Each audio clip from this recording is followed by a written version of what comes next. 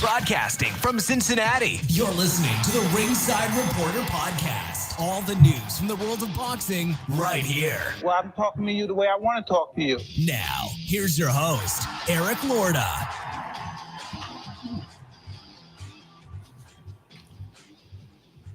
And we are live. Welcome to the Ringside Reporter Show, where we talk about the latest boxing news. If it's related to boxing, we'll talk about it right here. My name is Eric Lorta, and I'm here with my co-host, Joe Habib. We got a great show for you today, and if you want to call in and ask questions, 323-870-3857. And tonight, we're going to talk about the Canelo versus Bivol pay-per-view numbers. They're in, and we'll let you know how they did. I think they did fine, but hey, some other people may not agree. But let's see. I tell you what. First, we're going to get started with Showtime. David Benavidez versus David Lemieux. David Benavidez scores a TKO in the third round over David Lemieux. Lemieux was almost out in the very first round. He caught him. It looked like Benavidez caught him with an uppercut and really rocked him. It was pretty savage. I thought they could have stopped that in the first round. They let it go. Second round came. He dropped him. That was the one where he dropped him through the ropes, I think. Yeah, fell through the ropes. Second round where he fell through the ropes. He got back up. And again, man, Lemieux did not look good here. And then the third round, his corner, I think, stopped the fight. I think the ref stepped in, but I thought his corner stopped the fight. I could be wrong on that. But nonetheless, listen, the fight was stopped in the third round. If this is your first time seeing David Benavidez, you're probably impressed. Listen, man, he looked good last night, and he did exactly what he's supposed to do against a guy like Lemieux. Now, for those of you, listen, I know Lemieux is a big name. He's fought Triple G. He's fought a lot of people. But the thing is, Lemieux is he's kind of on the dark side of his career. He's not the Lemieux of old. And not to mention, this was like his high, his weight is like at 160, not necessarily 168. So he's coming up in weight. He's had a few miles. He's got a few miles under his belt. He's coming up in weight. So it's it's a big deal, man. It's a lot to ask for David Lemieux. So, but I'll tell you what, first things first, we're going to put this on pause, and we're going to talk to our guest here, Joe Cortez. Can you hear me? I hear you loud and clear, buddy. Awesome. Everything's good. Joe, I'm fair but firm, Cortez. Love it. Sirree. I love it, man. Where did you get that belt? Great. Who gave you that belt? I got this from WBC when I went to one of the conventions. Do you still go to the conventions? Yeah, it's a seatbelt for a car. Oh, wow, that's cool. You keep it on your seatbelt. That's cool. All right, let me ask you a question now. You were the referee for the Floyd and Victor Ortiz fight. Probably one of the, as far as like fights go, this was one of the more controversial calls I think you've ever been in. You're talking about the Victor Ortiz and Mayweather fight? Yes. Yeah, well, hey, that's one of the first questions people want to know. I always tell fighters, if he knows it, keep your guards up at all times. He had started with the headbutt, then he apologized once. He went to hug him the second time. He kissed him the second time. Then he did it when he went to do the third time. Already called time in. He did the third time. Mayweather said, "Joe says time in," and he clocked him. So Larry Merchant said it best. It was a legal sucker punch. Unfortunately, Victor Ortiz got knocked out, but great fighter, good guy. But he was started fighting dirty, using the headbutt, but he felt the pressure from Mayweather. Are you still involved in that scoring thing you had, where you had the you proposed that the judges would sit up on those chairs like the tennis judges do? Whatever happened to that scoring program? Well, we are trying to get that established with the sanctioning bodies, but nobody has stepped up to the plate yet, to go forward with it. I guess they don't like changes, but I usually you're still going to continue to have these controversial decisions until you change the position of the judges. That's why at home you see better at home with the TV monitors because of the cameras up high. You can see all the angles for different sides. The judges, I did the test already, and the judges were just so so glad to see the new view from up above, how much better they can see. The judges told me, Joe, I see 80% better from the top than I do from the normal sitting position. But until they make that move, who's going to make it first? I don't know, but I hope they do it soon because too many controversial decisions and a lot of split decisions as well. So what are your thoughts on a lot of these controversial scores from these judges? What did you think of that Bivol-Canelo fight? Did you think that was as close as the judges had it, or what was your opinion on that fight? The Canelo fight with that Bivol he had recently, yeah. I think Canelo went up too much in weight. He should stay below 168. He tried to fight, even when he fought Kovalev, he was not doing too well in that fight until he knocked him out.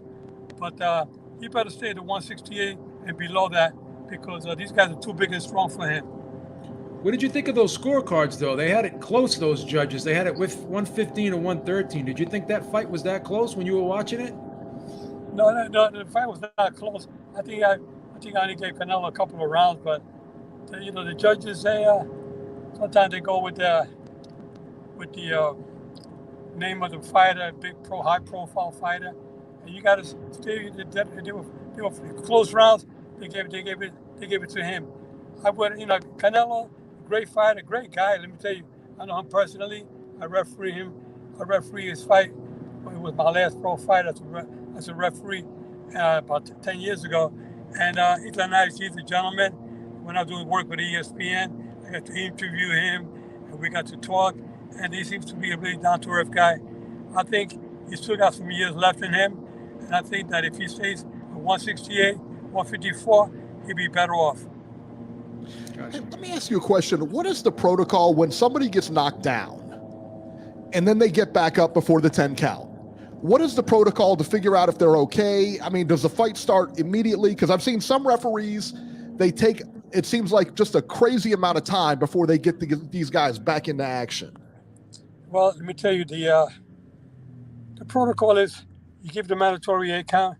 That gives you a chance to kind of, as you're counting, you're also able to evaluate his condition. If he's in a concussive episode where he doesn't know where he's at, he's up, standing up, but he doesn't know where he's at, then that's when that's why the referee tells him, step to the left, step to the right, all that kind of stuff. I see if he doesn't have it, I'm stopping the fight. But I don't want to see these slow counts. Sometimes the referees take a little too long in making the count, I just want to make sure that the fighters don't take unnecessary punishment. And then once you've seen enough, that's why when the fighter gets knocked down several times around the fight, the referee should be going into that corner and talking to him in the corner and just telling him, asking him, are you okay to continue? You got to show me something in the next round. Cortez has a chance for you to call in the doctor to evaluate him in the corner as well. So when you stop in the call, nobody can protest, nobody can say anything, because you get every opportunity when you call him in the corner, call the doctor in, you evaluate him carefully. You want to make sure these guys don't take unnecessary punishment. Gotcha.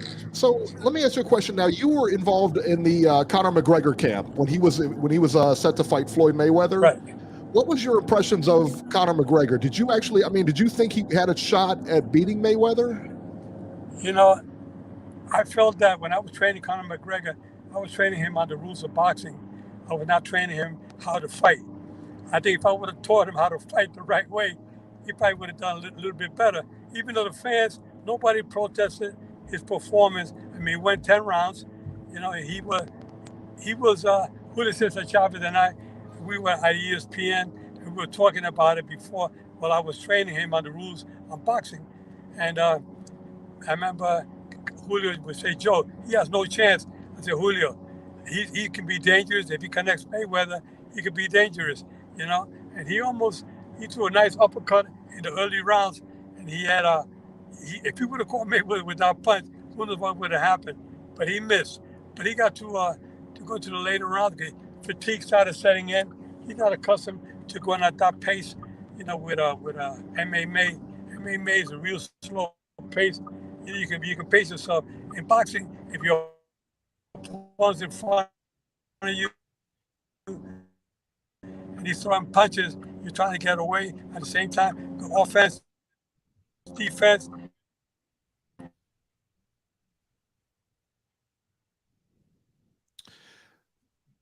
Joe, it looks like you're cutting out on us now.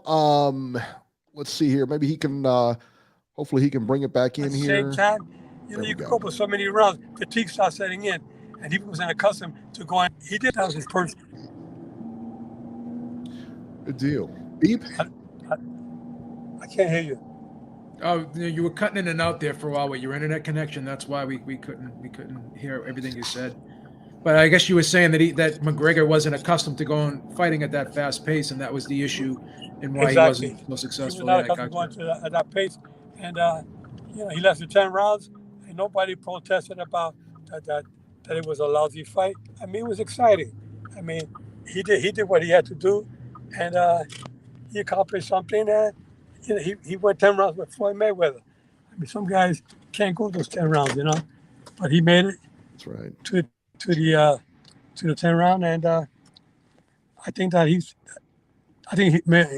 Conor McGregor saw enough that night with boxing, and then Mayweather, he had did a couple exhibitions like guys like that. Guys never fought before. You can do with them. They're dangerous if they connect you, but if you go use good defense and you start keeping them at bay and let them tie themselves up. When they get tied out, like George Foreman did with when he got knocked out by Muhammad Ali. Ali played the rope-a-dope on the rope there, and Foreman punched himself out, and before you know it, Foreman was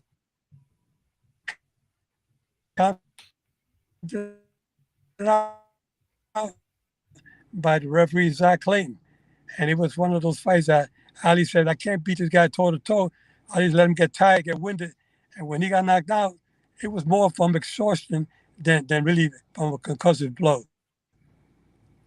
Now, speaking of stoppages and long counts, what did Yeah, you can you hear think? me? Yeah, I can hear you. Yes. What did you think of that first Deontay Wilder Tyson Fury fight? Some people thought that count was long. What did you think of that count? Did you think that Jack Reese handled that situation properly? Would you have done the same thing, or would you have waved it off immediately? I would have waved it off immediately, and I called Jack. I said, "Jack, you know what? What you did tonight was something that nobody else probably would have done, but you made the right call because you were counting, and he jumped up at 5, and he was like, okay. He was okay to continue. And look, he ended up with a draw, and that draw ended up with a rematch. But, sometimes a referee, like when I referee Juan Manuel Marquez against Manny Pacquiao, he went down the third time. Any referee at his planet would have stopped it there, but I saw something different. And that's when experience comes in. That's why Jack Reese, with the experience that he has, he felt that he's going to give him a shot.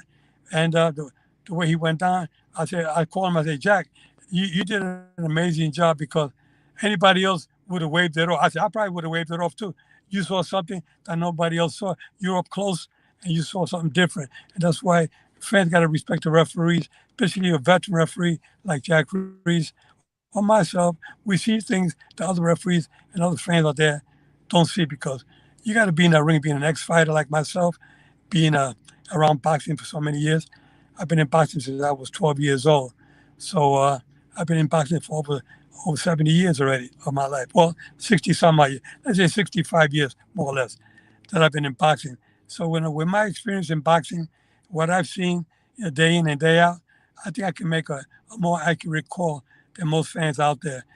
So you fans out there, commentators, will see a lot. And you guys, you talk to us, and you also learn from what we're saying. You ask us a question, and I tell you exactly what we see and how referees have that good. You have to make a good judgment call. Be a good thinker on your feet. And some people can't do that. Some people can't chew gum and walk at the same time.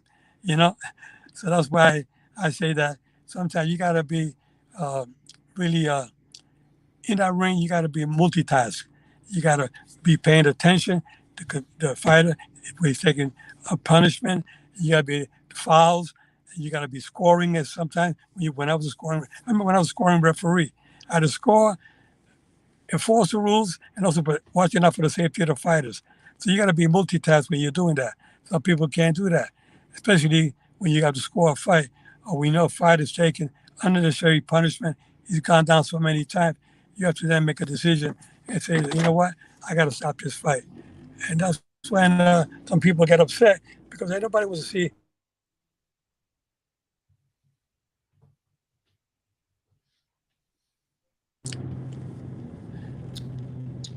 Gotcha. All right, man. B, do you have any more questions? I was just gonna ask him in that Marquez fight. Did you just think that those knockdowns were flash knockdowns? Did you just think that he wasn't that hurt? Is that what you saw in there? Like, what did you actually see in that moment that made you decide to continue to let that fight?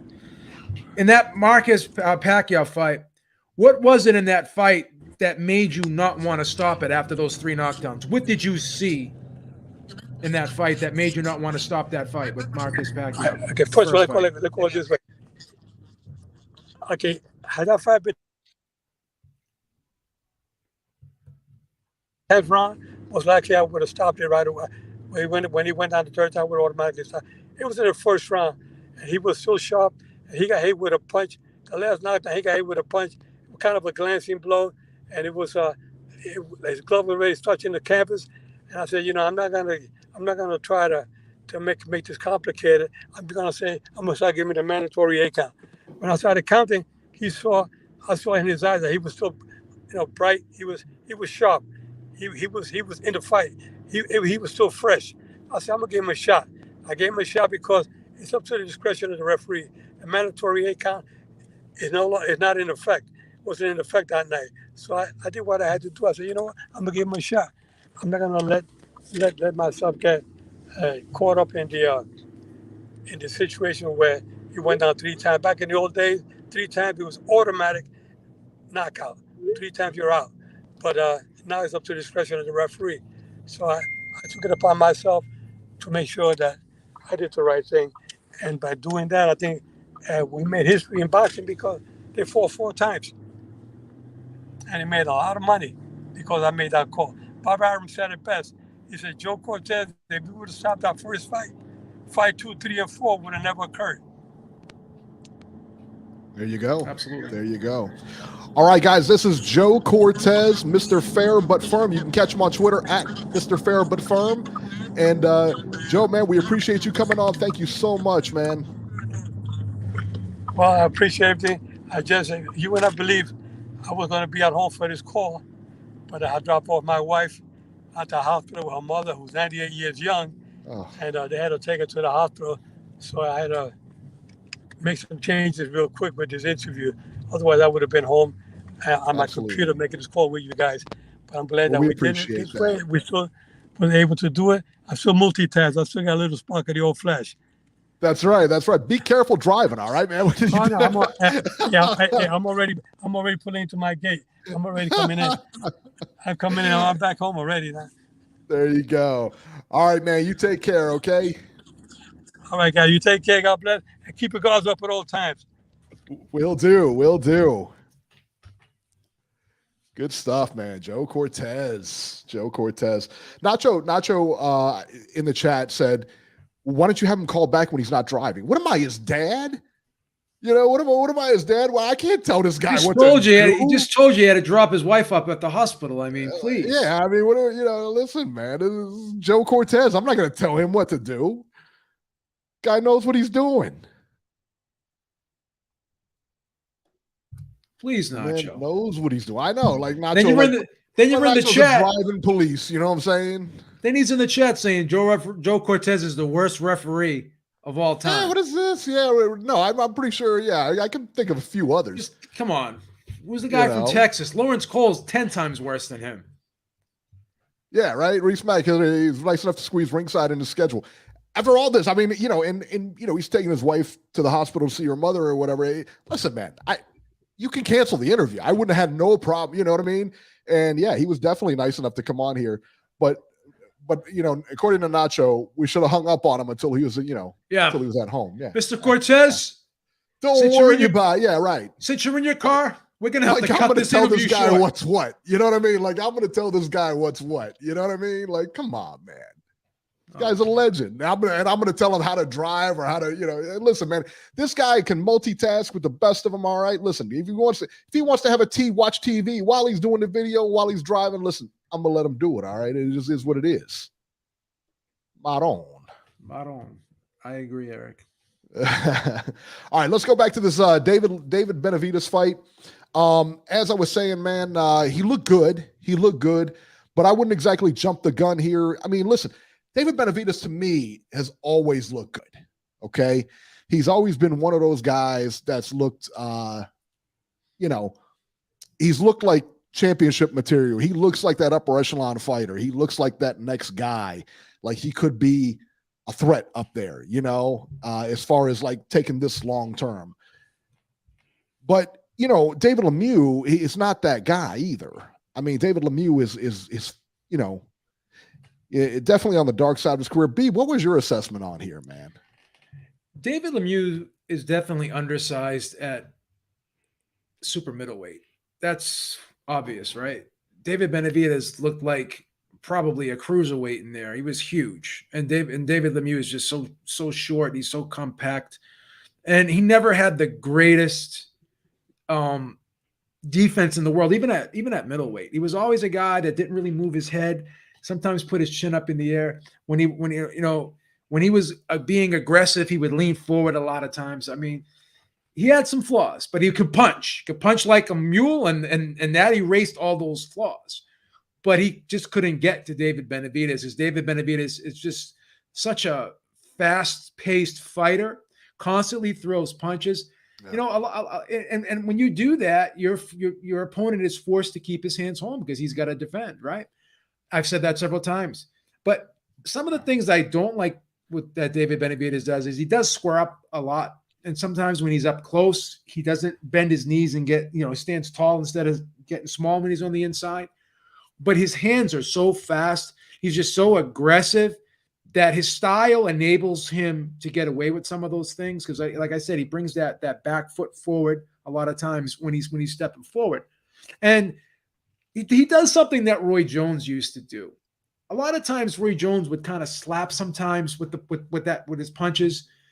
More or less they were throwaway punches. And then he would mix in a hard one in with the slaps just to kind of, create those openings. Like he tap, and he'd move his fist up and down when he was doing it, and they looked like slapping punches. David Benavidez does that a lot, and I would say, this guy's really he's an arm puncher. He's not putting his weight into it. But then I kind of saw what he was actually doing, and I really looked closer at what he was doing. Those punches are being thrown that way by design because they're, like I said, throwaway punches. They're there to create openings. And what he does, he'll tap to get his opponent to move the hands around. And, when they bring their hands down, he'll tap you. He'll tap the guy on the shoulder. Then the guy will kind of drop his hand a little bit. And then he'll, tap him, like under the arm, like right in the chest area. And then all of a sudden, boom, the hard one will come up top. So, because he's already got his opponent to change the hand positioning and create that opening. So he just throws so many punches in great condition, and he can punch, and he's a good body puncher, and he hits you with those shots you don't see. And I just think he's going to be a problem because Canelo does not like a fast-paced fight. He likes to fight a slow-paced fight, right? So if he doesn't land that big shot that would turn the fight around, right, against David Benavidez, and he allows him to fight at that fast pace for the duration of the fight, it's going to be hard to see David Benavidez not have success and not win rounds, and possibly maybe even wear Canelo down in the late rounds. Canelo's, really hasn't shown to be really hurt in fights, but buzzed a few times. I think the last time he was really hurt was against Jose Cotto, and that was many years ago. We've never really seen him. I thought he got buzzed a couple times in a Triple G fight, in that first Triple G buzzed, fight. But he got buzzed, but we've never seen him like buckle and stumble and wobble. David Benavidez could be that guy to do that to him, and let's see if he could, come back from that. But yeah, here's the problem too, and this is what irritates me. with this whole Canelo situation, and this is just my opinion. So now you got this rematch clause with Bivol, right? Right. And now you got this supposed fight with Triple G. You became undisputed, right? Now those belts are going to be held hostage, right? David Benavidez has been waiting in the wings. He's been a 2-time WBC champion. Now he's a WBC interim champion, right? I think Canelo won that WBC super middleweight title against Callum Smith, if I'm not mistaken. He won the WBA and the WBC against Callum Smith. I think he did, yeah. And that was over a year ago, if I'm not mistaken, right? So when are these mandatories going to start rolling? I mean, the Yildirim fight, I guess, was the mandatory for the WBC. All right. When was that fight? Was that? How about that was the mandatory? Yeah. First of all, that's a joke. Why wasn't David Benavidez the mandatory first? Right. Right. That would have made all the sense in the world. I think, when was that fight? That fight was, I want to say in December or so. Let me just double check where that Yildirim fight was, because I'm just curious to see, what's going to be going on with these mandatories. Like when is he going to have to fight a mandatory, and when is David Benavidez going to get that shot? Because if he just puts this division on hold, right, because he's going to be allowed to pick and choose, and the sanctioning bodies aren't going to do anything about it. Again, this is why people don't like, sometimes they shit on Canelo and they give him a hard time, because they don't like, these types of, the situation where he can just pick and choose, while there's fights that everyone wants to see, that fights against fighters that deserve to fight him, but all the while he's just going to pick and choose. And then when he's asked, well, when are you going to fight David Benavidez? Mike Tyson and someone else said that they'd love to see him fight David Benavidez. He goes, I don't care what they think. Again, like, when are you going to start caring? Because these are the fights that the people want to see. So he fought, I guess his mandatory was in February. The WBC mandatory was in February, right? So that was not too long ago. So he's not going to have to fight the WBC mandatory for a while. He won the WBO belt in May of 2021, right? So yeah, he's got. Well, actually, no. The Yildirim fight was in 2021 of February. So 2022 of February. That's a year, right? There's already been a year since he's made that mandatory. So when is the mandatory gonna roll in? What like February of 2021? So you got February of 2022. That's a year, right? And then you got March, April, May. So it's been a year and 3 months since he's fought a mandatory. And then you have Mauricio Sulaiman come out and say, right after he became undisputed, Mauricio Sulaiman comes out and says, we're going to leave him alone for a while. We're going to let him do, we're going to give him a break because he's undisputed. So David Benavidez, when's he going to get this fight with Canelo? You have to start asking questions here. So I apologize. It's been over a year. February. I read the year wrong. It's from February of 2021. It's been 15 months since he's fought a mandatory. None of these sanctioning bodies. It's been over a year since he's had to fight a mandatory fight. So it's crazy. I'm not excited. And even if he doesn't fight Bivol in the rematch and he decides to go for Triple G, that's a meaningless fight. And then the third fight, they were saying completely meaningless fight. Then the third fight they were saying is going to be against John Ryder, possibly. It was a bad move.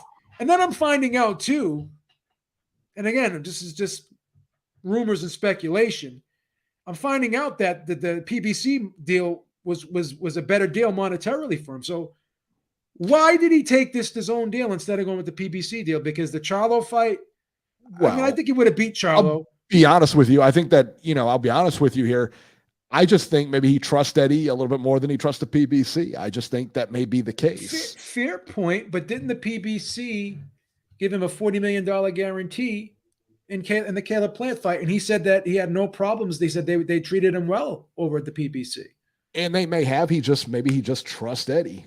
You know what I mean? I mean, Eddie's could be a loyalty thing. I'm not going to. Yeah, that's a possibility too.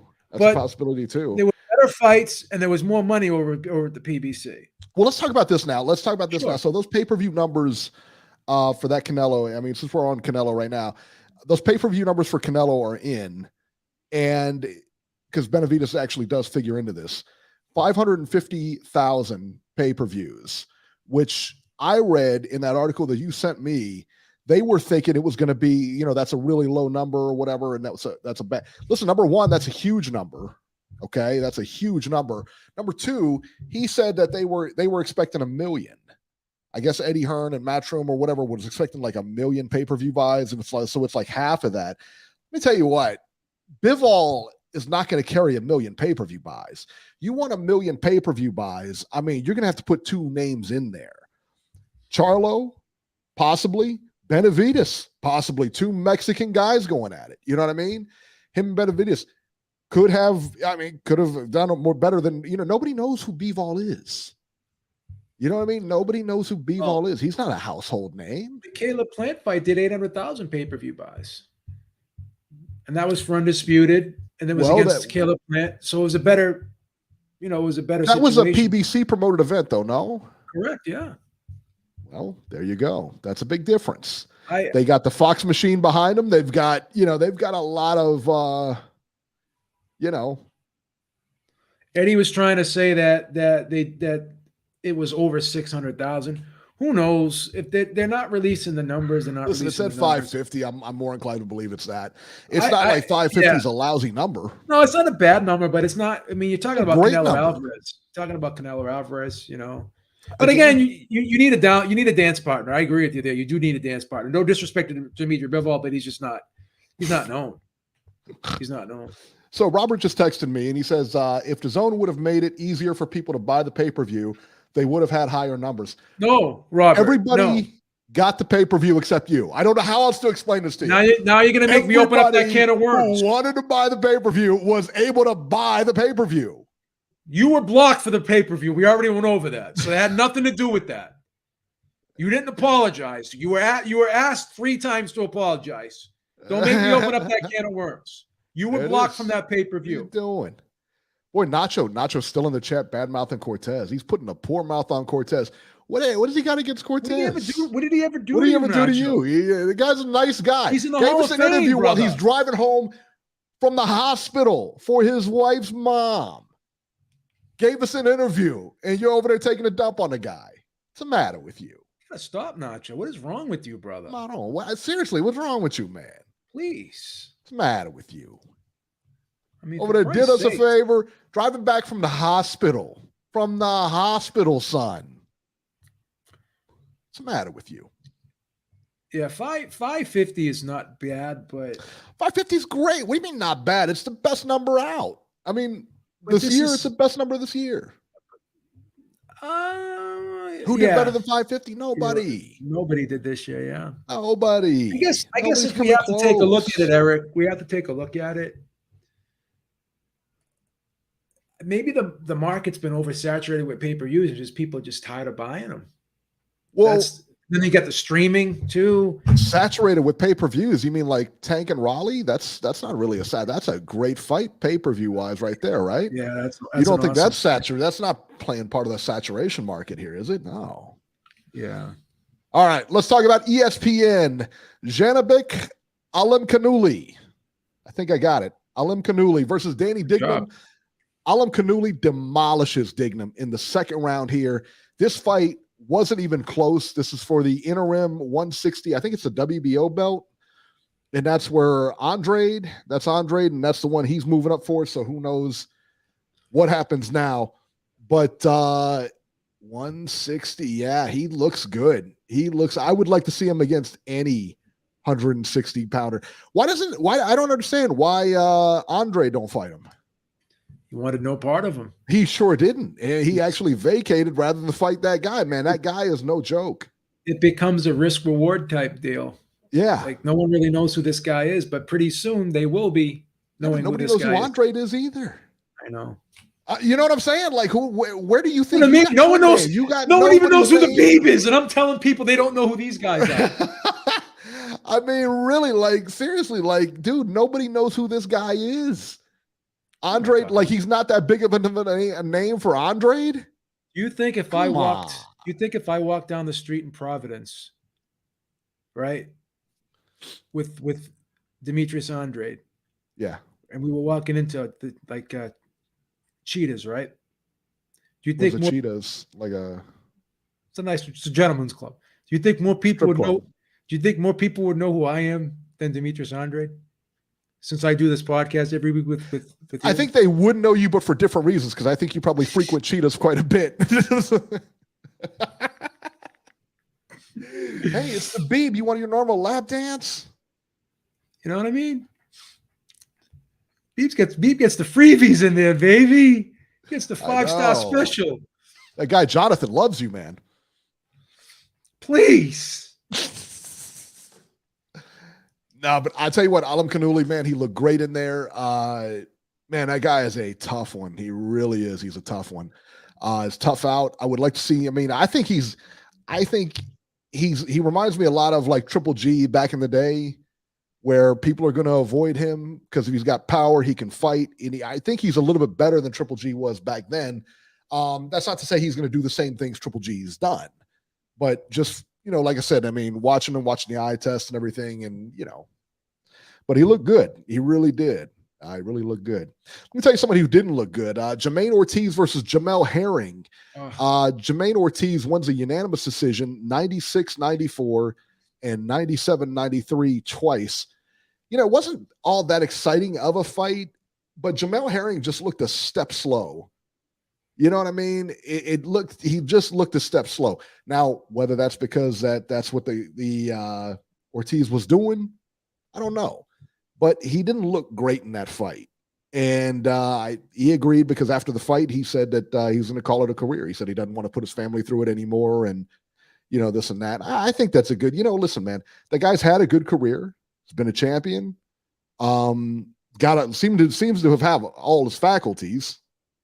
So I think that's realistic. I think that's a realistic thing to get out, I don't know. Yeah, he's getting up there in age too. He's not getting any younger. Yeah. So it's probably the time to get it's out. The right time, man. It's the right time. Did I pick Herring over Stevenson? Did I? Yes, you did. I did. I picked Stevenson. I did pick Herring over Stevenson. Hey, speaking of winners and picking winners, like I do every week here, it seems, I actually get tired of winning.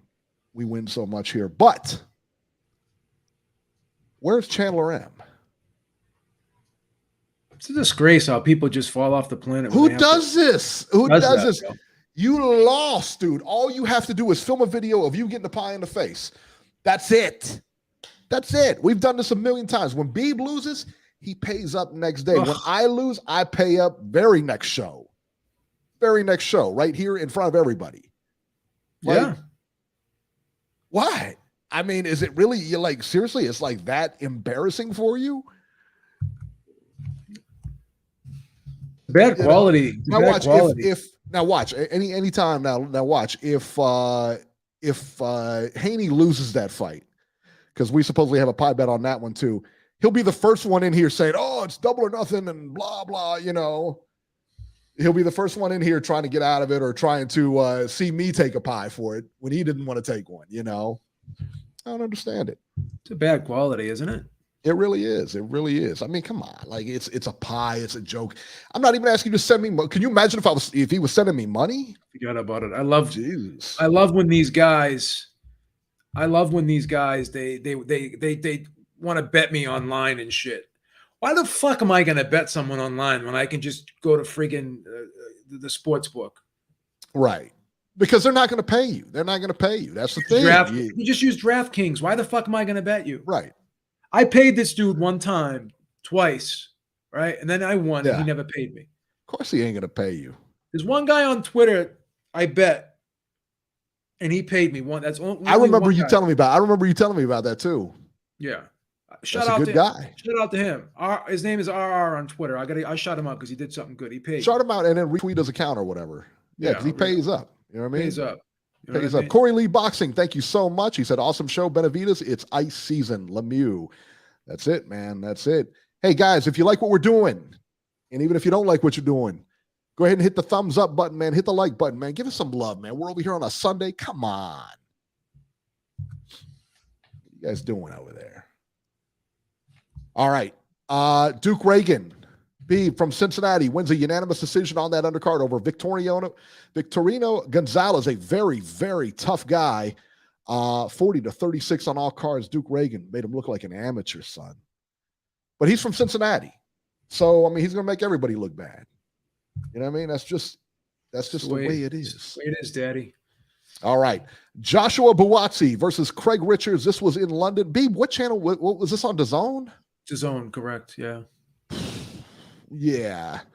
So Buatsi wins a unanimous decision over Richards, 116-112, 115-113 twice. The close fight, close enough fight. Does Buatsi have what it takes? I'm going to be honest with you. I was very impressed with Buatsi last night. And I'm going to say this a lot. He's got a lot of heat. I was hearing a lot of people saying, oh, well, he got hit too much, this, that, and the third. Richards came on in the end.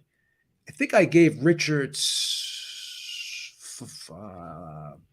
him like 5 of the last 7 rounds or whatever. I had it 116-112 for Buatsi because Buatsi got off to a great start. I had him winning the first 7 rounds. And then I gave Richards 4 of the last 6. So I thought it was a good fight. One thing I loved about Buatsi here is his jab was incredible, but he was fighting really well on the inside. And dare I say this, I know I'm going to get attacked for it, but this influence from Virgil Hunter, I think, has paid dividends for him because a lot of the things Andre Ward did on the inside, he's starting to try to implement into his game. Getting real low, tucking that chin, making yourself a compact target, right?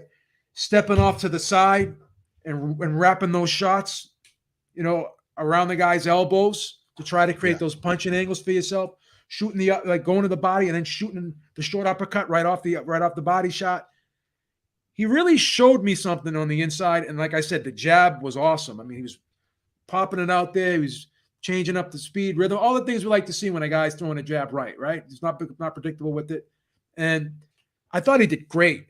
Now, Richards did the same thing. This was like a carbon copy of that Bivol fight because he got off to a slow start in that fight and then he came on. It's almost like he just switches things up in the second half of the fight. And as an opponent of his, you have to kind of adapt to that because he likes to say that he likes to collect data during those early rounds. But I thought he clearly lost the first 6. I thought the 7th I gave to Buatsi too, but you probably could have given that round. It could have gone either way, that 7th round. But Richards is a sneaky, crafty guy. He's really good at throwing feints. He'll throw a feint before he throws the jab, and then you have to guess when that jab is coming up because sometimes he'll just pop it out there. Other time he'll just do that little feint and then pop it out there. He's really tricky, and he boxes well from the outside, and he moves very well. He'll shoot a shot, then step off to the side. He makes you reset a lot, right? But he had a hard time dealing with Buatsi on the inside. But he was getting his stuff off. He was landing some good right hands from the outside. But the big thing is, too, like people were this was a 50-50 fight. Did you expect Buatsi to just steamroll this guy? I thought he did. I really do. I think that's what people expected. I thought it was going to be a good fight. I thought Buatsi would win. I actually picked Buatsi by late stoppage. I thought he could have, and he did hurt Richards a couple times. Richards buzzed him a few times too. This was a great fight, and all people can talk about is, oh well, this guy Buatsi, he's supposed to be this, that. Nah. I mean, again, when you're in there with top level competition, right? That's exactly where I was going. Yeah, you know the deal, right? You're gonna get touched. It wasn't like he was getting clocked and rattled and wobbled multiple times. He made adjustments. I'm gonna be honest with you. This was a great. I'm gonna give him an A for this performance. I think he did good. There are very few Whitakers and there's very few Mayweathers out there. When you're fighting top level competition, you're going to get hit. You're going to, these guys are all good. They're all good. And this was a WBA eliminator, right? I would favor Bivol, right? But I will be honest. This guy, Buatsi, will give Bivol a run for his money, in my opinion. People can get out the bow and arrows and start shooting them right now at me, but I think he'll give him a run for his money. I really do. He'll be competitive. He'll be competitive for at least half of the fight. I think he'll be competitive for half of the fight, and that's usually when they separate.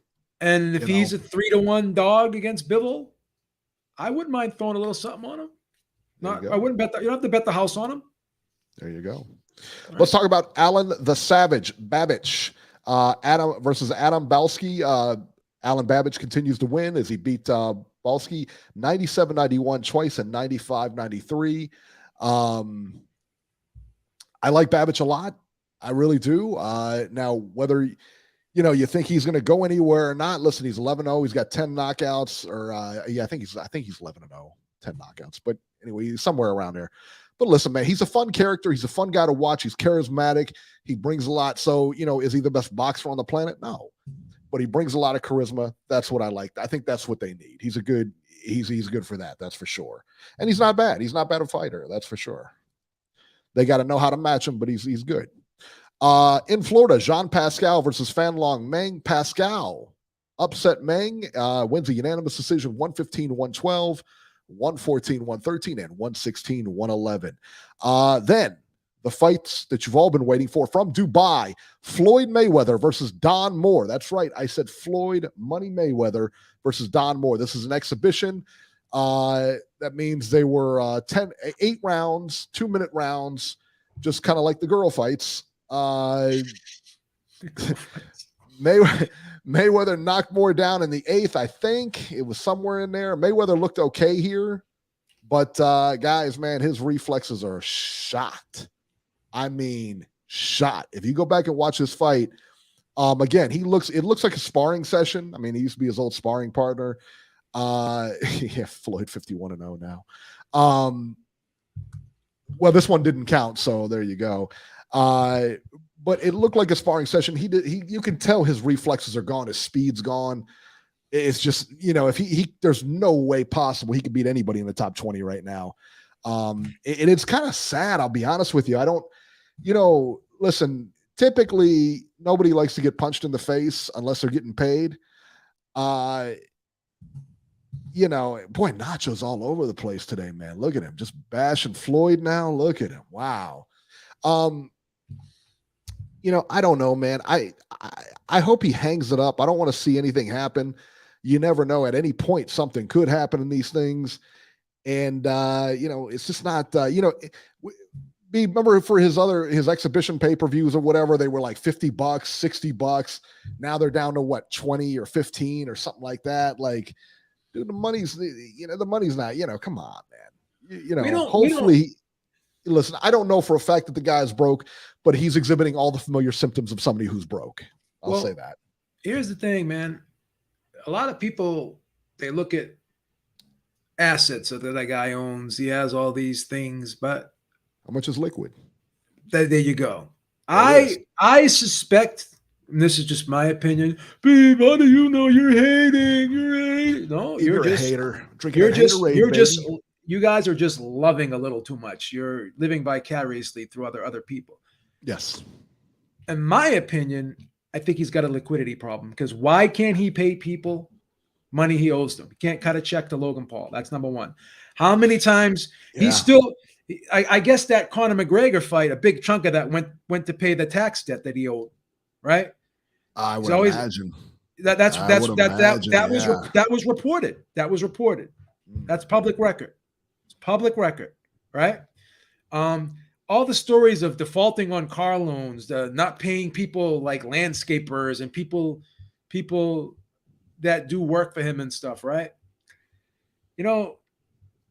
And all these jets that he flies around and that he supposedly owns, does he own them or does he rent them? Who knows? But I don't know. You don't see Bernard Hopkins doing exhibitions. You don't see Shaq doing exhibitions, like playing someone one-on-one on like in paper, like playing Kareem Abdul-Jabbar one-on-one on pay-per-view. You don't see Michael Jordan doing stuff like this. You just don't see people who are, there's many other ways to make money, like become a commentator, become a trainer, open up gyms, do something. But Andrew G says, when you're rich, you're cheap. Trust me, Floyd Mayweather is not cheap. He's not cheap. I guess that's what he's trying to get at. That you don't, like I look it up. mean, What's the guy from the hell is it? From Omaha, the rich guy from Warren Omaha. Buffett. Warren Buffett. I don't know why that escaped you for a second.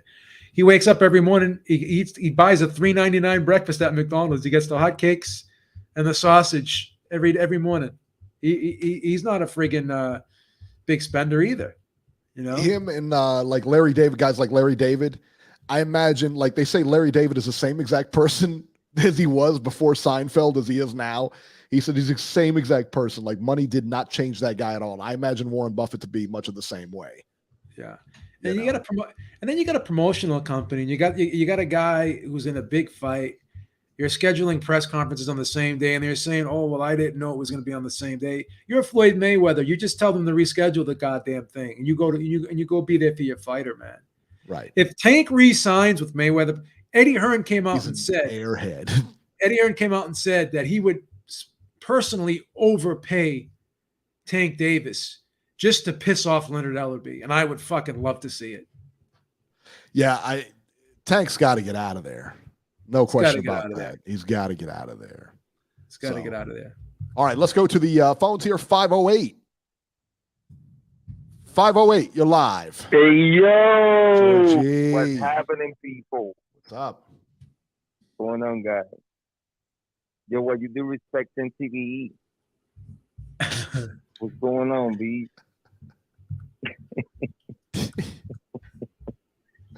B. Yes, sir. Listen, what's going on with these rankings here on fucking the Ringside Reporter? What do you mean Anybody on a private? Oh, I know you're supposed to be champ, right, Eric? I think Eric's the champ right now. I think Eric's the champ. So how long since that you haven't paid that private? How long is it? Well, what was the fight? Was that the what fight was that, Beeb? I can't even remember the fight. Bro. I can't even remember the fight. It was the Shakur Stevenson fight. It was Dude, the Valdez Stevenson fight. 30-day rule here. Oh, he picked Valdez against Stevenson. He picked Valdez against Stevenson. Wow. Well, he's picking Kambosos too. I think who am I to criticize? I picked freaking Herring. A 30-day rule. Listen, hold on. Let me burn. A 30-day rule, I think, is more than lenient. That should be enough. 30-day rule? 30-day rule. I think 2 weeks, son. That's plenty of time. I think 48 hours. I mean, a day is enough, but I'm just saying, I'm just being generous. But I'm just saying, though, I heard Beef got, I think, Haney. I'm picking George. So what's good? Say what? You're picking Kambosos? Yes, indeed. You're on, son. Yeah, we'll do a pie bet on that one because I know Georgie will pay up. Georgie's good for it. So my pie bet with Chandler M is canceled. That bet is now canceled because he did not pay. So Georgie, you're the new one on deck. You're going to get a shot at the champ. In case you're wondering, I'm the champ. I go first contender right out of the bat. You see, if we only have this type of fucking decency in the WBC mafia, man, I could die a happy man. Do you think Chandler M is part of the WBC mafia? No, I'm just saying the WBC could fucking figure it out when the fuck Canelo got to defend, and the WBA and all these motherfuckers, and not only Canelo, many other champions. It's only when it's convenient for them. So always they profit from their honor, what is right. But we don't do that shit here in the Ringside Reporter. That's a good thing. So I'm first. That's good. So we got that shit. What about the Tank fight? I got Tank. You're going out on a limb, aren't you? I think everybody and their mother's got Tank. That's a walkover, son. I'll tell you this, man. I like Raleigh Romero a lot. I think that I like him, man, because he's got the guts to go out there and fight him. He didn't play around. He didn't ask for any kind of incentives, nothing like that. No more money than he was going to get. He wanted to fight Tank, and he got the fight. So, hey, man, you got to take your hats off to him. But he got like little experience, though. He got a strap. I don't know who. He don't get no belt, right? No. I think Raleigh had didn't he have a That's what I'm regular? thinking. He had a regular WBA belt, I think, and I don't know if he got stripped. I don't know what it was. I don't know what The happened. Jack in the Box one. I know, but listen. Anyway, so he haven't been on those lights like that. Tank already he fought few champions. He been on the big lights. And everybody, like you say, is rooting for him. So they're gonna play a lot in Romero. Because I don't know, bro. I don't think he know how to. I don't know, bro.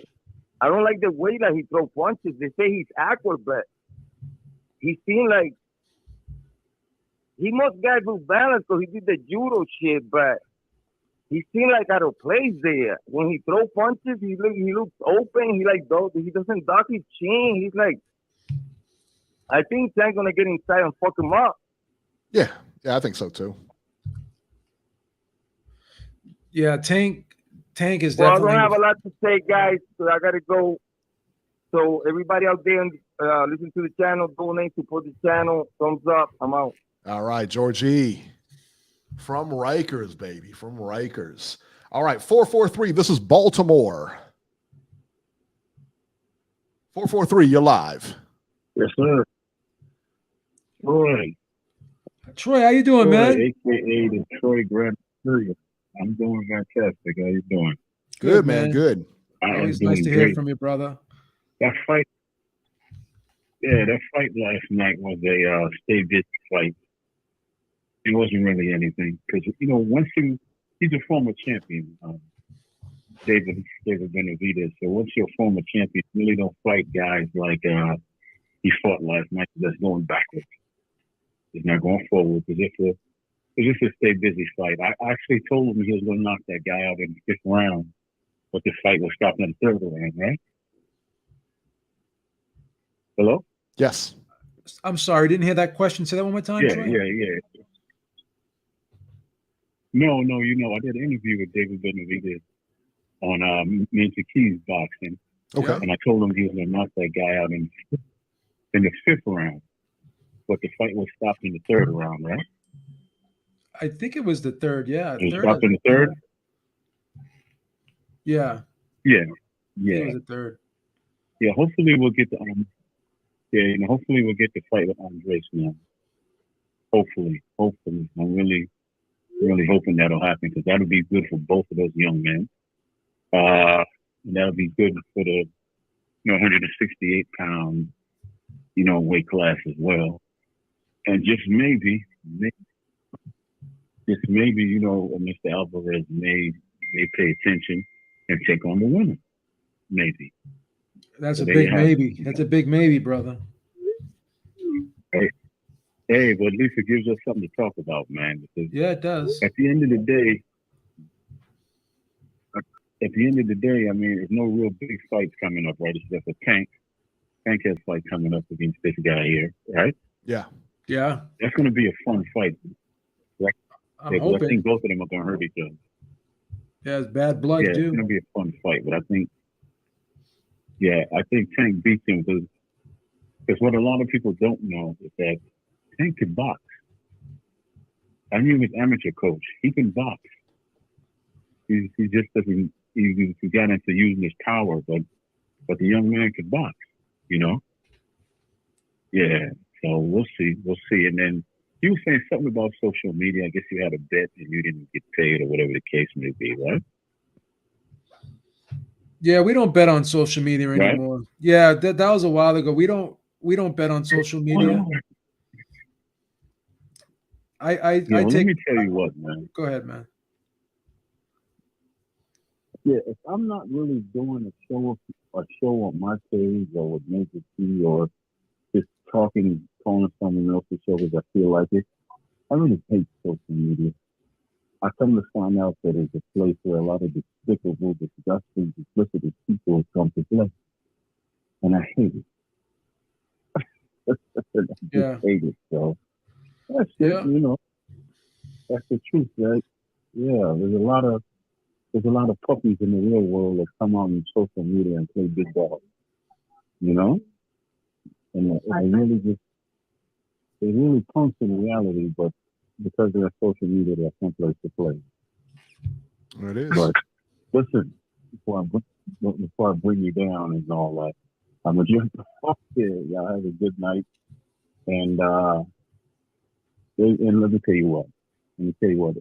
Dillian White will rise again. He will rise again. I don't care what y'all say. All right. All right. All right. Got it. Sounds good. All right. All right, Troy, All we're right. going to get running, man. Thank you so much. We appreciate it. Ringside Robert, 530. You're You're live. fucking crying about the pay-per-view. Hello, guys. How are you? Robert, Hey, Robbie, what's up, how you man? doing? And hey, great interview with one of my favorite referees of all time. There you Mr. go. Fair and firm, Bill Cortez. Yeah. It Oh, he's is. your favorite referee. Yeah, sure. No, what a good guy, man. I'm glad you guys were able to get him. That's cool. Great. As far as the fights this weekend, I wonder how long Joshua Buatsi and David Benavidez are going to have to wait for their title shots, because Canelo and B-Ball might be tied up with a rematch. And then remember, B-Ball is probably going to be interested in the winner of Better Beeb and Joe Smith. And, the sanctioning bodies are not going to stand in the way of a unification fight if he gets that. And, of course, Canelo, we don't know what direction he's going to go, whether he takes the rematch with B-Ball or whether he fights Triple G. So I wonder how long these guys are going to have to wait for. They're going to have to continue getting fights, don't you think? Because they can't sit and wait for these two guys, right? Yeah, I would think, man. This is what I hate. Again, I don't know that let me tell you what. I don't know that those belts at 168 don't get fractured if he fights Bivol at 170, if he fights Bivol again. Because, again, how long do you wait? And what's, you know what I mean? Well, how long do you wait? I Well, don't know. I mean, you think guys about- got Eric, rules. well, think about this, Eric, Robbie. here's the problem. Think Okay. about this, Robbie. David Benavidez just fought Okay. for an interim title, WBC interim title. Right. Why would you need an interim Right. title unless the guy who has the real title, the sanctioning body doesn't plan on making him have a mandatory defense for a while? When you got the Right. president of the sanctioning body saying, "Oh, we're going to leave him alone for a while." Well, how long is a while? Yeah. Because we're gonna see him fight John Ryder. We're gonna see him fight Gennady Golovkin and John Ryder. Once again, I mean, those aren't fights I want to see. I'm sorry. Right? I'm sorry. No. First of all, here's the change in the equation, guys. What if B-Ball says, you know what? You fought me for my title. I beat you. How about I come down and take all four of your titles? Yeah. Then what does the sanctioning bodies do? Well, first of all, Bivol's kind of backtracking on that now. And he's saying because when he said that was almost 2 years ago when he said, like, when he had that idea of coming down to 168. Now he's having second thoughts about it. It sounds like a great idea, but if he can't do it, he can't do it. I don't know. Right. But I feel bad for both of these guys, both Buatsi and Benavidez. They won. I mean, let's face it, David Lemieux is probably going to retire. No, he's not. After last night's performance, No, he's not. Don't start rumors. He said after the fight he's not retiring. That's a rough, Robert. You can't sit there with your rumors now. That's When you put very that harsh. false information out there, man, don't be like Coppinger. I'm gonna call you Robbie Coppinger pretty soon. I'm gonna call you Robbie Coppinger. I don't want. No, I don't want to be like Coppinger. Well, don't start with your rumors. Wow. That's why you get blocked you from guys taking a dump all over Coppinger, huh? That's why you get blocked from buying pay-per-views because of this crap you do. Don't give me Yeah, I got to be honest with you, know what? Robert. Like, everybody who wanted to buy that pay-per-view was able to watch it. I'm just saying. Like, Now you're talking shit about the zone. Yeah. I wouldn't be surprised if they block you from your monthly membership after the crap. This is defamation now. Yeah, this could be liable. No. Defamation.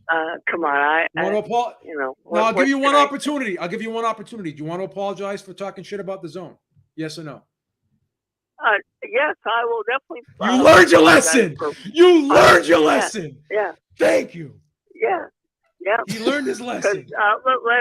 Good job. Let's face it. One last chance. You yeah, want to apologize to Triple G? One last chance. You want to apologize to Triple G? Absolutely not. My opinion stays the same as far as he's All right. I can't guarantee you. Wow. I can't guarantee you'll be able to buy the next pay-per-view. D-Style Boxing, thank you Okay. so much. He What? said this mess is Robbie's fault. He jinxed it all. But I did call Robbie. No, Full disclosure, I did call Robbie, and I did offer my DAZN. I did offer my DAZN login, so he will be able to watch any pay-per-view moving forward. You don't have to shoulder all the responsibility. Yeah, well, I'm taking one for the team right now. I firmly believe, I don't want you to be if bothered. they You got a make it wife easy and for me kids. to I got buy, I'll nothing. buy. I got nothing over here. I got Lois. Yeah, Lois. Speaking of buying, You're not nothing, Lois. I'm just kidding. I'm really going back and forth on this Tank thing because I think he's going to destroy Romero. You're going but back the and forth on undercard this? Absolutely sucks. You're Well, going back yeah, and forth on because- watching this fight? I'm not going back and forth on it at all. Well, man. Are you going to buy it, Eric? Eric. No. Yeah, but you're going to buy it, Eric? No, I'm not I'm buying it, Robbie, because you know. Are you serious? You're buying it? Yeah, because it's going to be a That fun. is a lousy fight. See, It's got a Robbie lousy knows. undercard. Come on, Robbie knows Listen, it's a and if fun it was fight. on Showtime, I'd watch it. All right, or any other place I'd buy. But I'm You're not buying it. paying for that. You're going to There buy ain't this fight. No, You are absolutely way. buying this fight. I know That's you're a buying this hard fight. no. But Eric, look at the schedule next week. Is there anything else? I doubt it. I don't think so. Yeah, but doesn't He's mean I have to buying pay for it. He's buying this fight, Robert. Robert, he's buying You it. know, Don't worry about it. He's buying it. I know he will. I know he will. He's full of caca. He's buying it. He's got the sickness like the rest of us. Of course he will. Right. Sickness, boy, runs deep. Runs deep.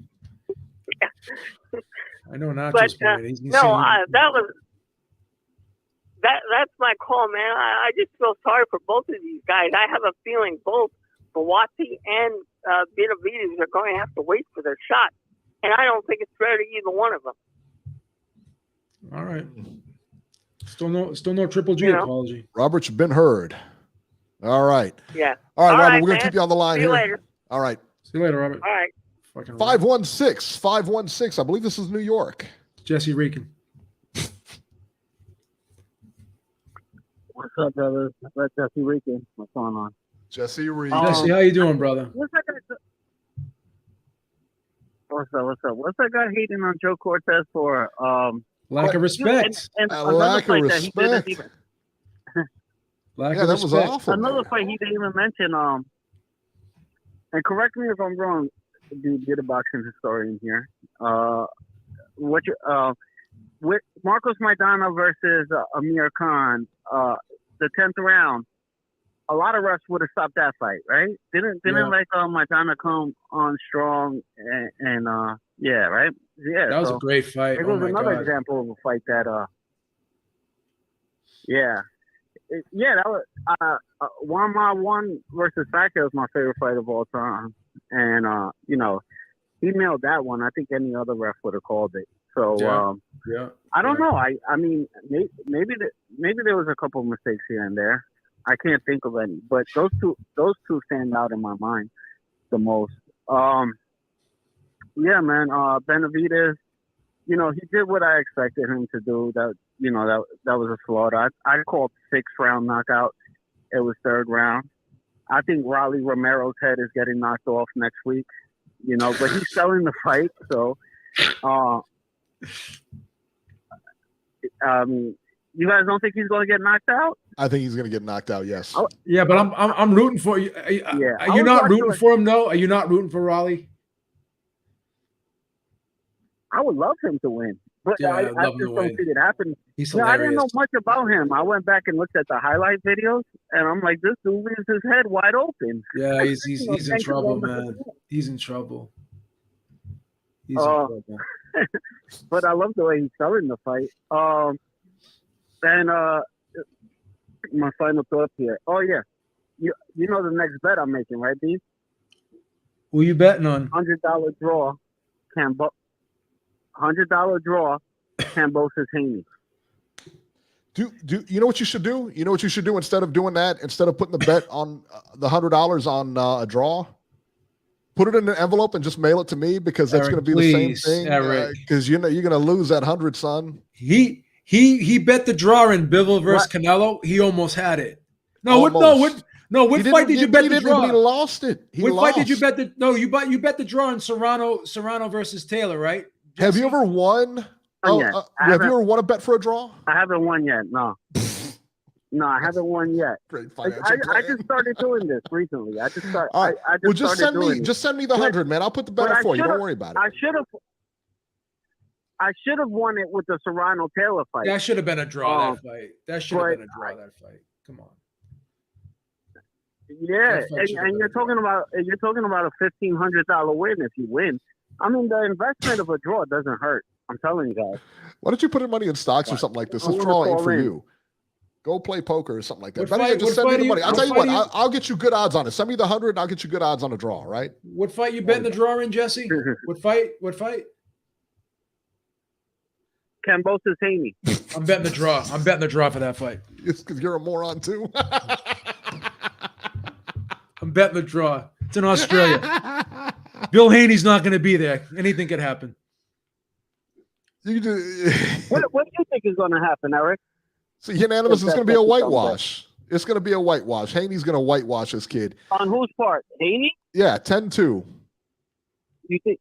10-2, 9-3. That's going to be the final. We got neutral judges. We got neutral judges. It's not even. I'm telling you, man. It's not even going to be close.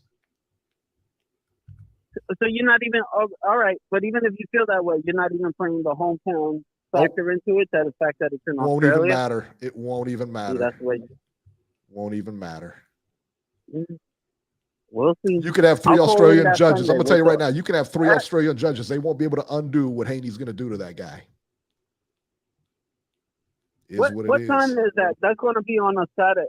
That's going to be on a Saturday night or Sunday morning over here. I don't know. I don't even know. I imagine they'll put it. They'll try to find a happy medium. It's going to be Sunday in Australia time, but it's going to be Saturday for us. So it's going to be Saturday, June 4th for us, and Sunday, June 5th for them, because they're like almost a day behind us. Is that why Box? Okay, Box Rec has it as Sunday for us. That's why I'm asking. No, it's Saturday for us. It's Saturday for us. Well, Box Rec may have it, but yeah, that's the official. That may be the official time. That's the official time, but they're a day ahead of us. Let's do time in Australia right now. It's Monday in Australia right now. What are they? 12? They're not 12 hours ahead of us, are they? 13 hours ahead. Wow, they're 13 hours. That's crazy. Yeah. Well, it wouldn't surprise me if they had that fight at like 9 or 10 in the morning. It's 9 a.m. and 9:12 a.m. in the morning right now in Australia. Yeah. Wow. It's Monday. It's Monday right now. Well, you remember in Japan, they used to have those fights in the morning? Yeah.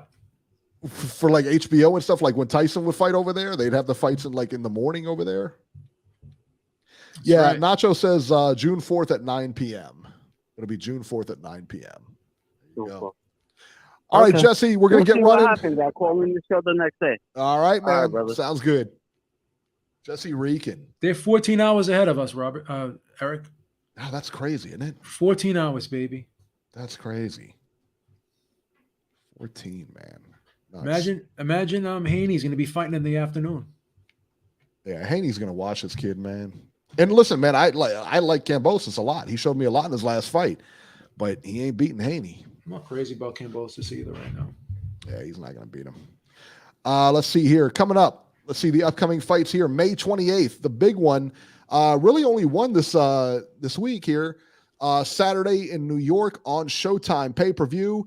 Gervonta Davis, Tank Davis versus Rolly Romero. 12 rounds for Davis's WBA regular lightweight title. And this is on pay-per-view. I can't wait to buy it. Good Lord. Now on the undercard, Erislandy Lara versus Gary O'Sullivan, another banger here. 12 rounds for Lara's WBA regular middleweight title.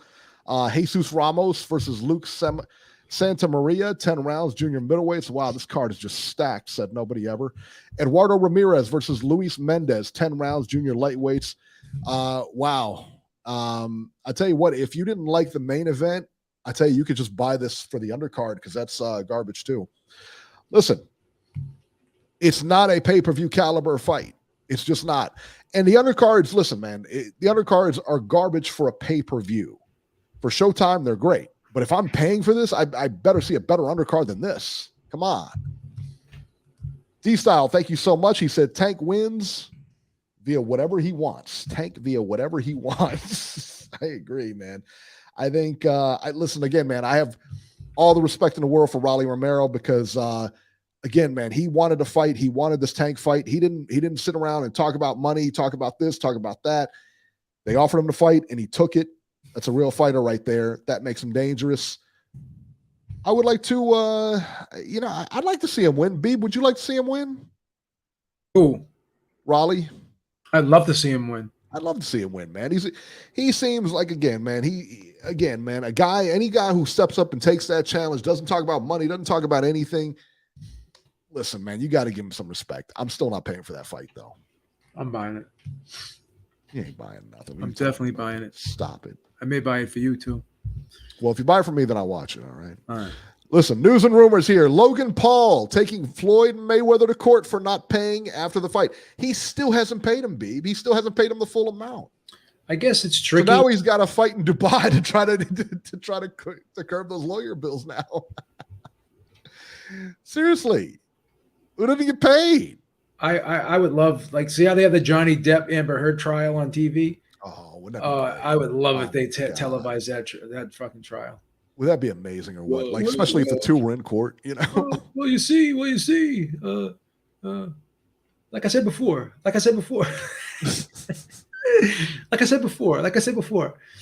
many times will he say, like I said before, on the witness stand? Yeah, right. Johnny Depp, you see some of the stuff that they do with Johnny Depp, and I mean, some of the stuff he says is just totally off the wall. It's funny, man. Oh, she's worse though. If you see listen to her. She's like straight line. She's looking at the jury when she's answering the questions. Like you could, oh my God. She's an actress, man. Such an actress. She's an actress, boy. Deontay Wilder. This is some great news, man.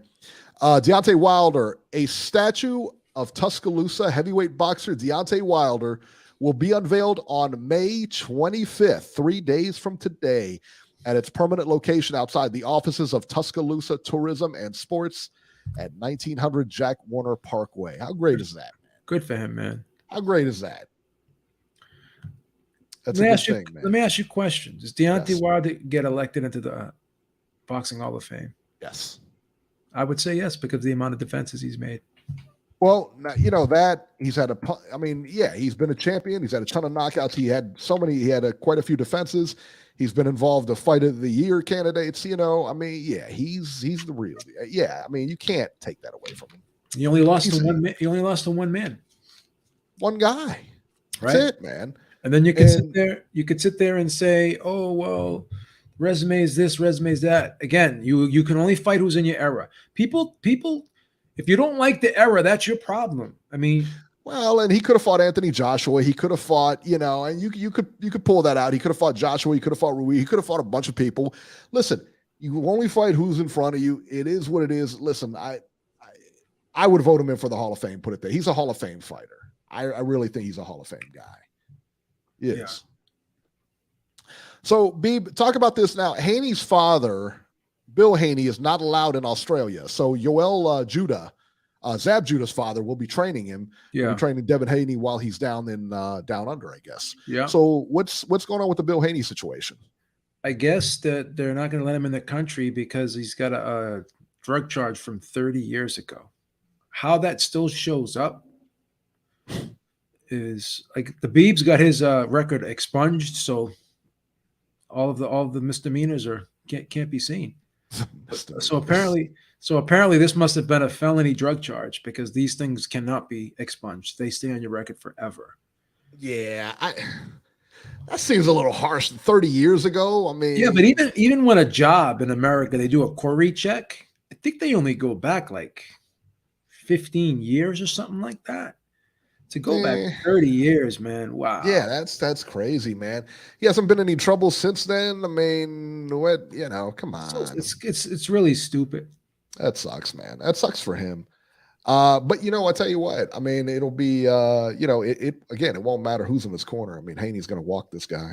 So, listen, man. This next one just kills me here. Jaime Munguia is set to fight in a couple of weeks, I think, against Jimmy Kelly. Jesus Christ.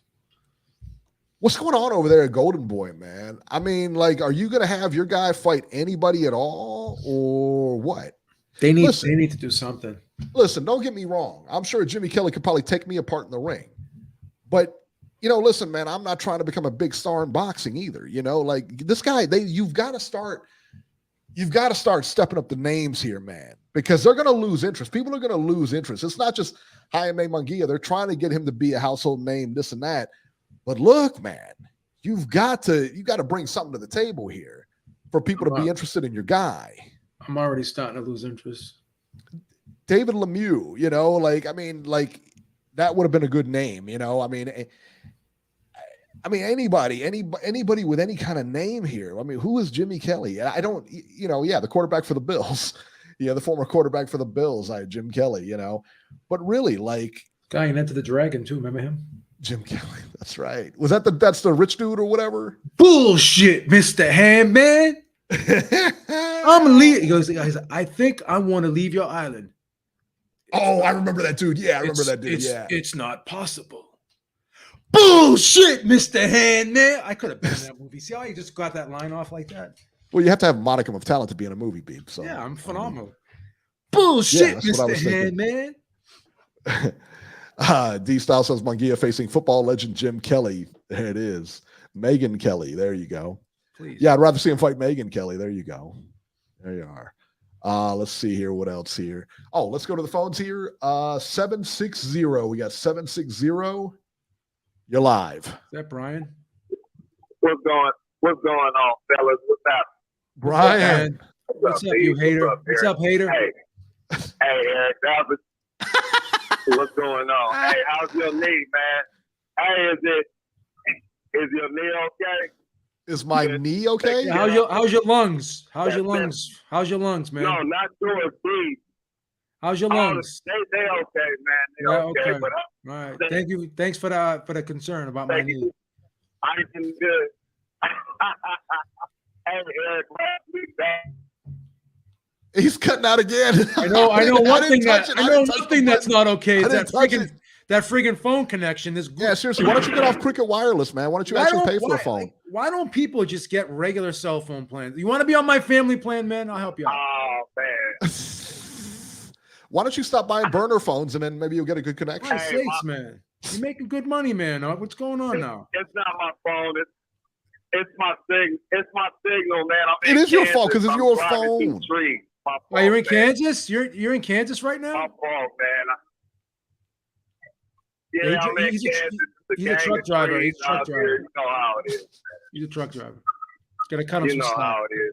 Hey, but let me find something. Hey, I just want to talk about David Benavidez, man, the Mexican monster, man. First of all, what's going on in the whole division with can you guys hear me? You hear me good? Yeah. No, you good now. You good now. Okay, cool. What's going on in the whole division with since Canelo lost? What's up with these guys? What's up with Triple G? Where is he gonna go now? What's up with Benavidez? What's up with any of these guys? Is Canelo gonna fight the rematch? Is that official? I don't think anything has been official yet.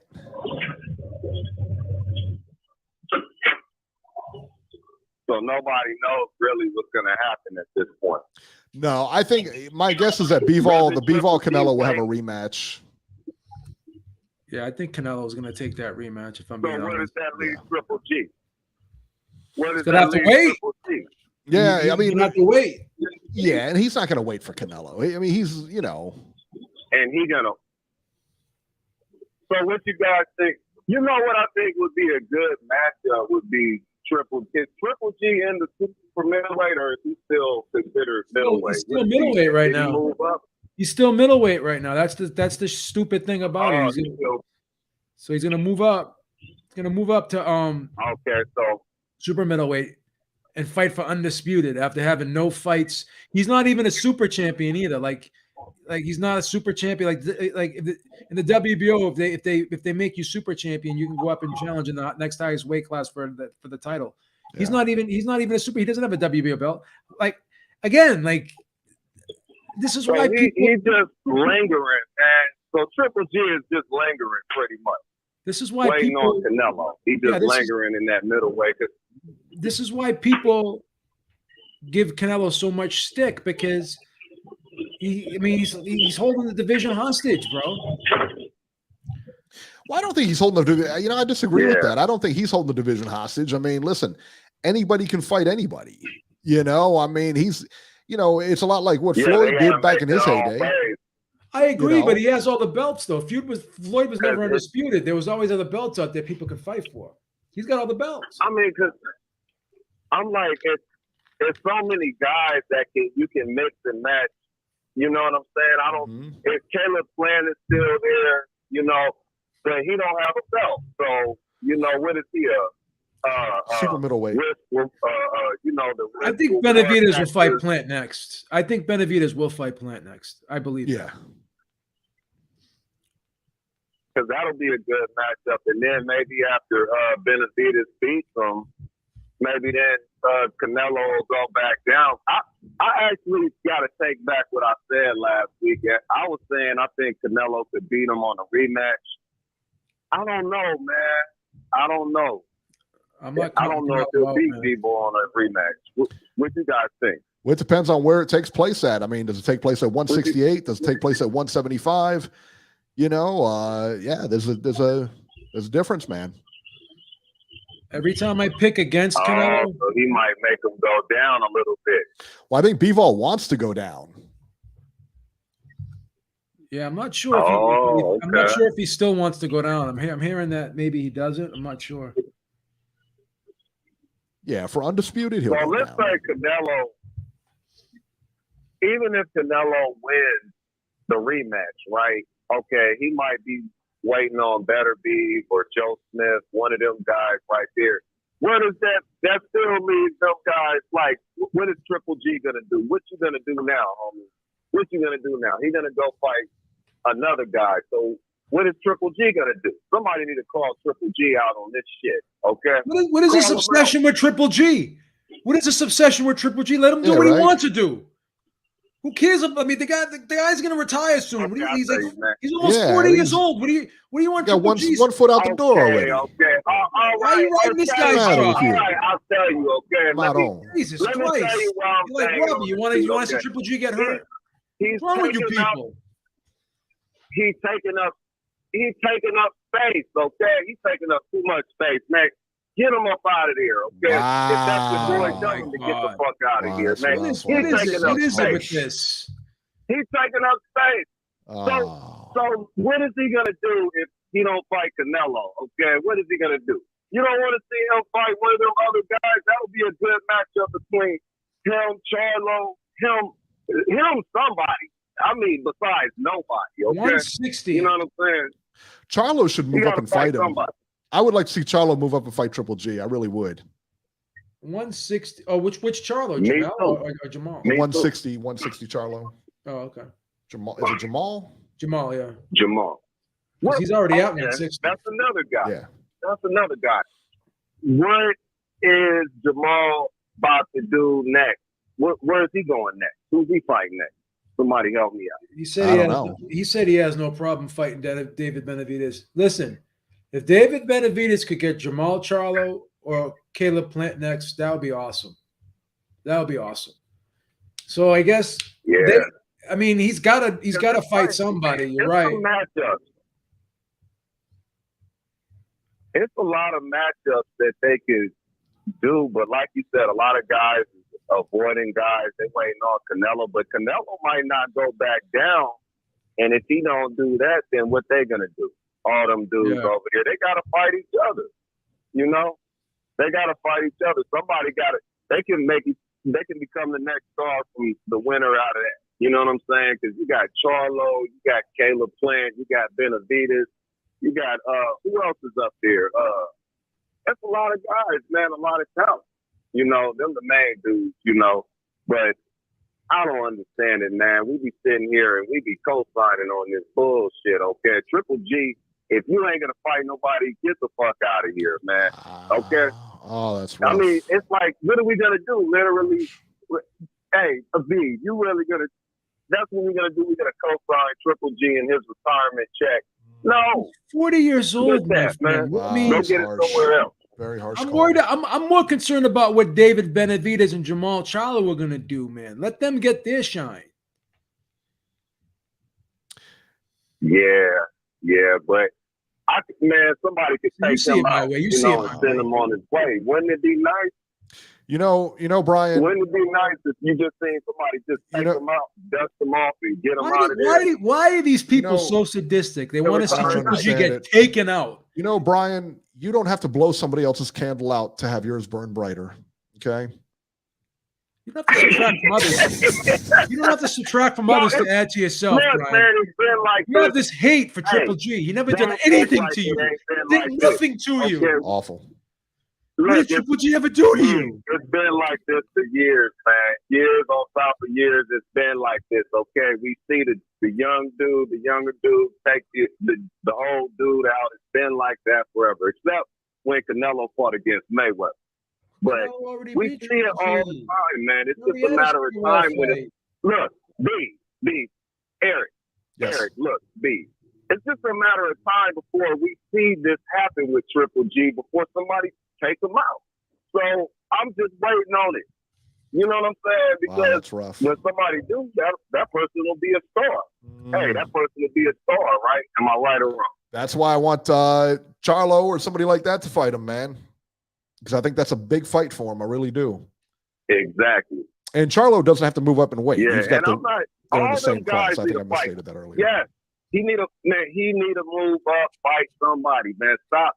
These guys, I don't know, man, they be lingering, man. I'm tired of this lingering. Just fight each other. It's enough. It's enough for you to mix and match, make some matchups, make some money, call it a day.